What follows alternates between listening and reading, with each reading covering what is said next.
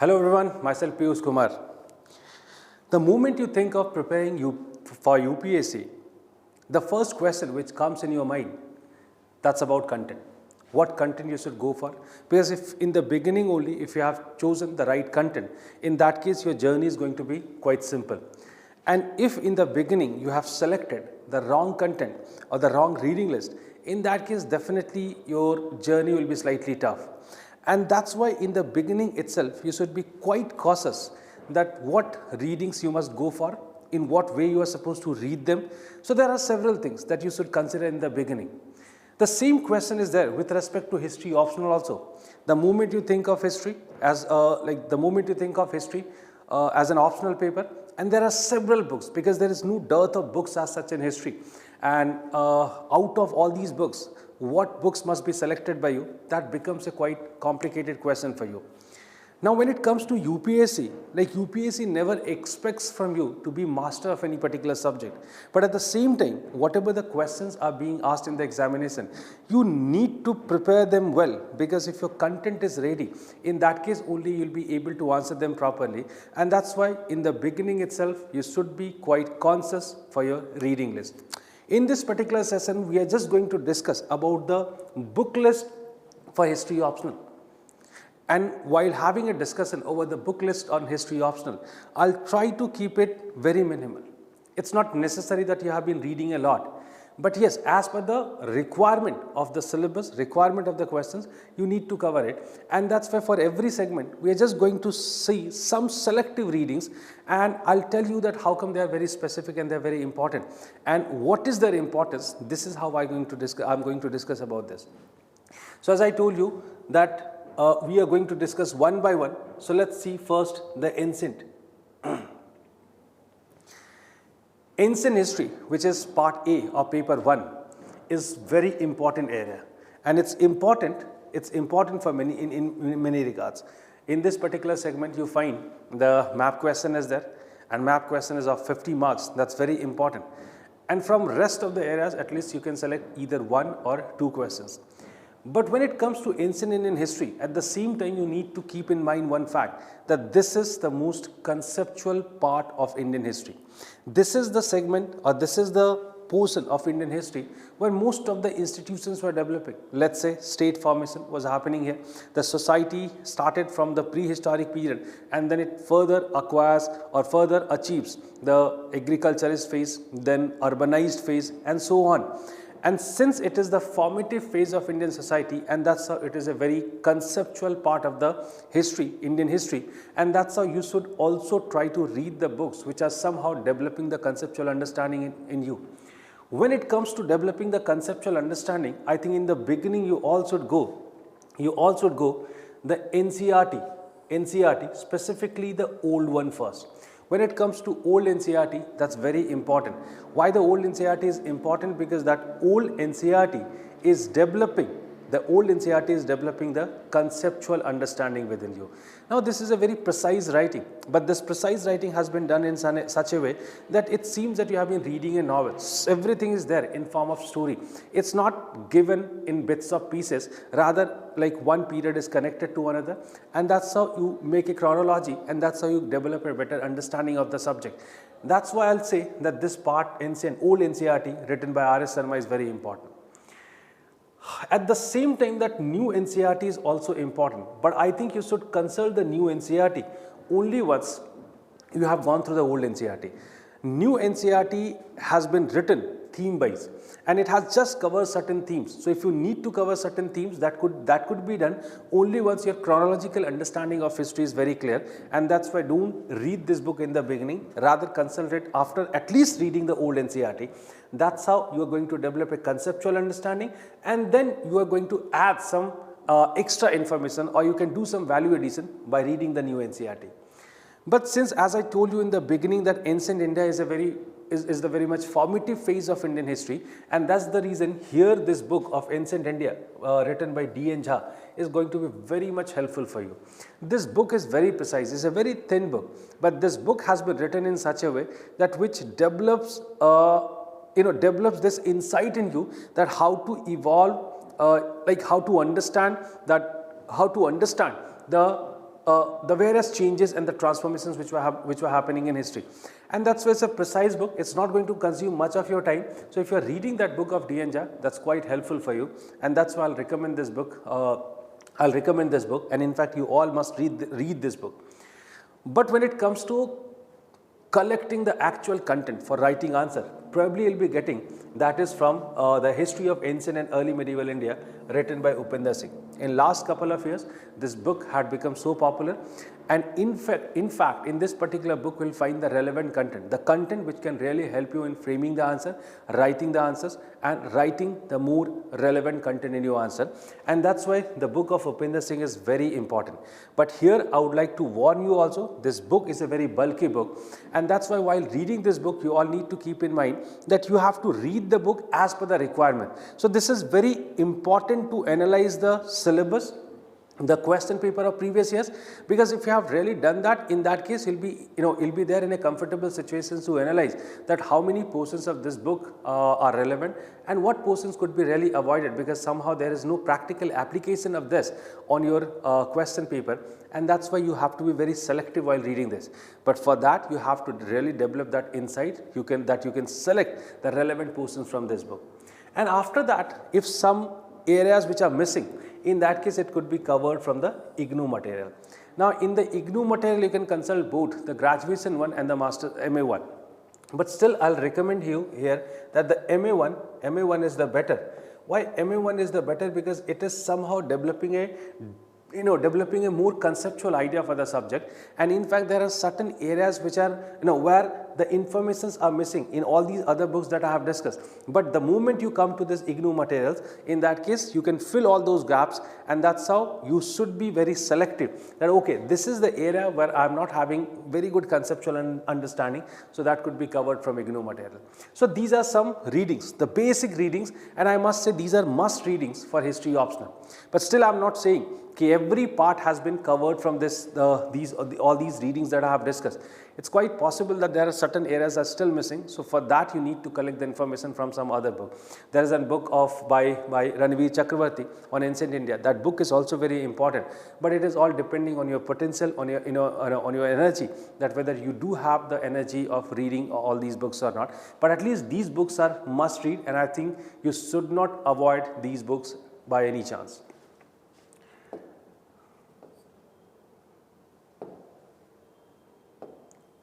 Okay, moving next, the medieval India.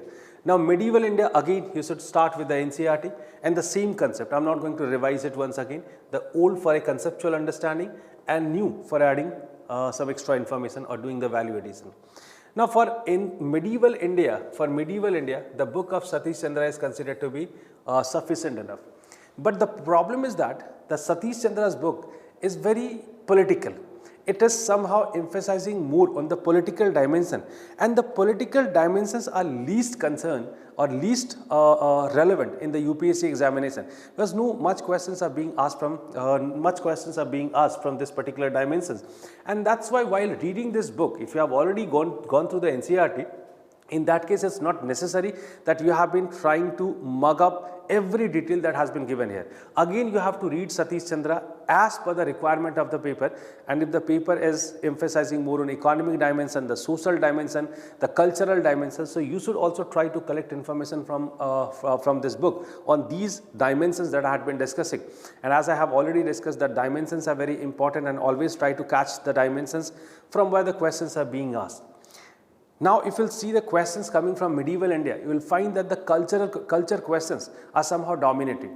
Like they are asking from the society, they are asking from various sources of medieval India, they are asking questions from cultural part. So then another book written by J.L. Mehta, The Advanced Study in the History of Medieval India, that's volume 3, volume 3rd. And there are 2 or more volumes which are dealing with the political and economic history.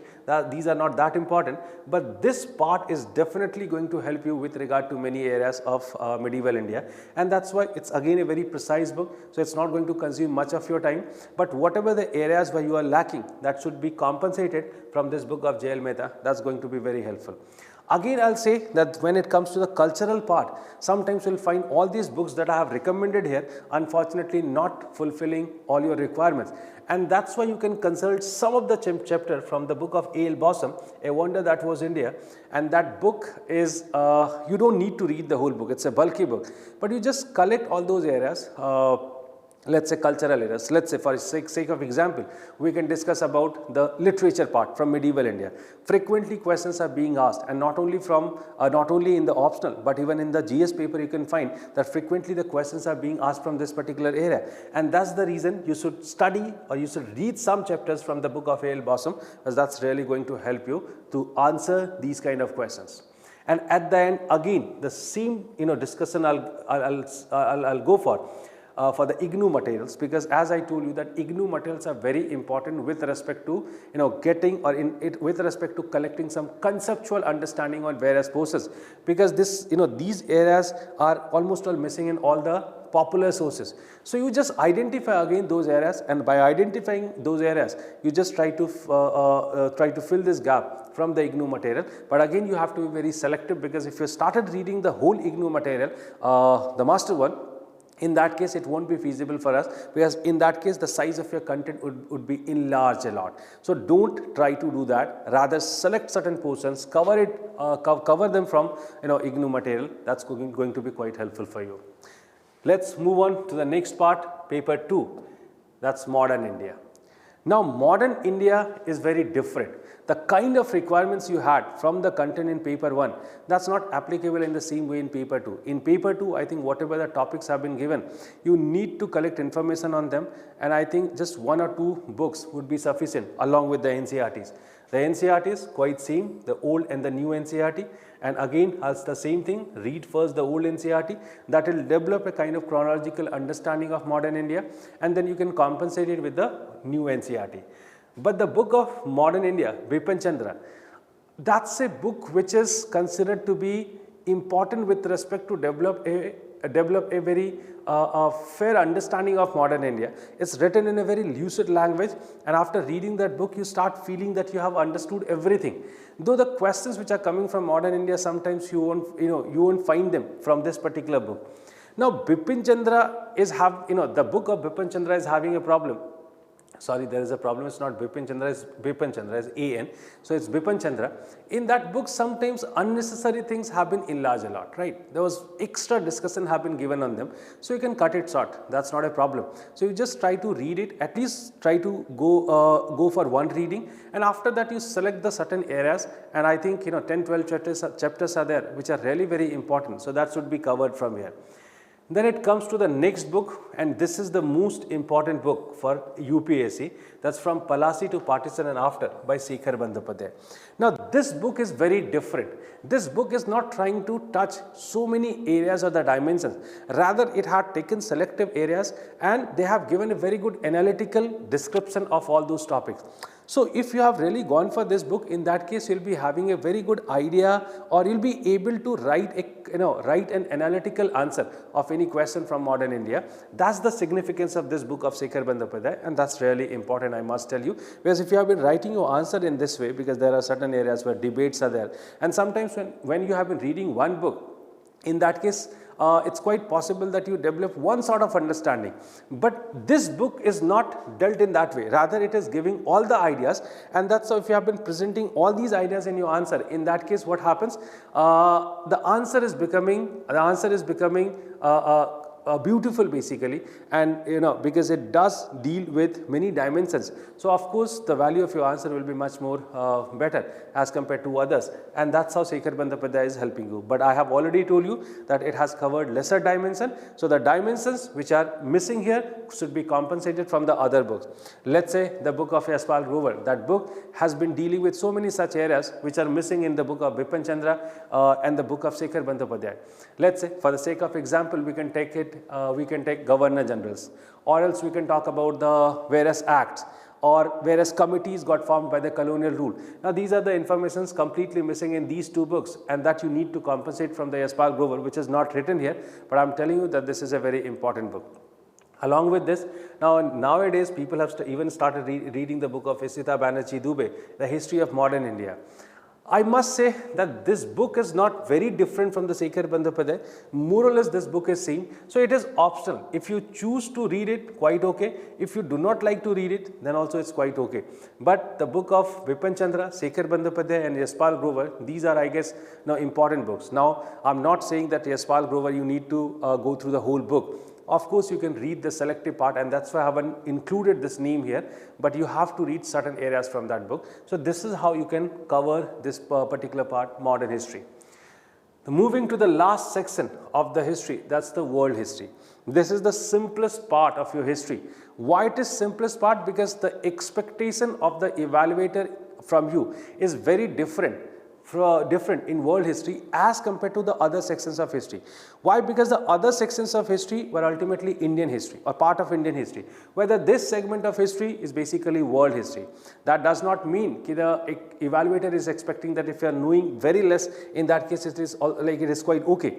No, actually the thing is that if you have been reading precisely the Indian history, expectations are more. If you have been reading the history of whole world, that includes the history of Europe, history of America, history of Latin America, history of Australia, history of Africa, history of Southeast Asian countries, in that case like the same expectation cannot work here, and that's why in this particular part the expectations are quite less. So you should also try to deal with this particular segment in the same way. So either you can go for any notes. If you find any precise notes which has been dealing with the content in a good way, in that case you can read it. And if you really wish to go for some good readings, in that case this book is going to help you. That's written by Ranjan Chakravarti, A History of Modern World. That's a very precise writing, but this precise writing more or less covering the topics in a conceptual way, so that develops a very good understanding. If you want to elaborate your information, in that case you can go for World Civilization Volume C. Precisely I am telling you, Volume C, written by Ralph and Burns. There are 3 volumes. This is the 3rd volume, and in this 3rd volume, more or less the relevant content has been discussed. Like along with these books, you can go even for the book of Norman Lowe. That's covering the history from First World War onwards. So this book is also important. So if you feel comfortable, in that case, you can read that book also. So here you have to be quite selective, that either you have been preparing it from some sort of notes, or else you have been reading some books. If you are really liking this segment, in that case you can really go for certain books. If you are not liking this segment, in that case you just cover it from any sort of notes which are really good. But you have to be very selective here, that the notes which have covered the syllabus in a good way, and they have given you the content. In the notes the content has been given which is quite relevant. In that case you can consider these notes. After this, the last segment, that's about the map portion, right? So when it comes to map portion, like this is very important. That's very important. I have already told you that this question does have 50 marks, and it is quite possible to get somewhere around 40 to 45.